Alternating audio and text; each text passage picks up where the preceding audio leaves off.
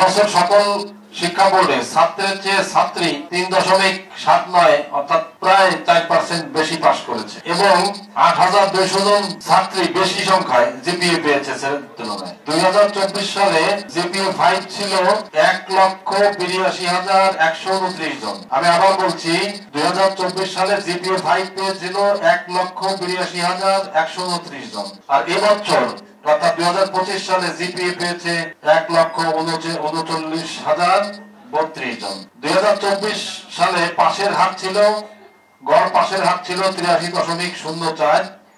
এবছর পাশের হার 68.45। মোট প্রতিষ্ঠান বেড়েছে 227টি, মোট কেন্দ্র কমেছে 85টা। এই ছিল আমাদের।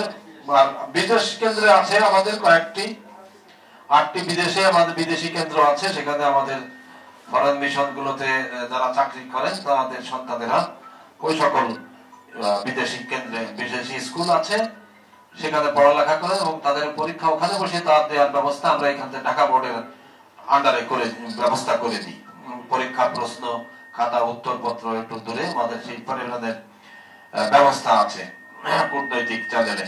সেই বিদেশি কেন্দ্রে 8টি কেন্দ্রের পরীক্ষার্থীর সংখ্যা ছিল 427 জন।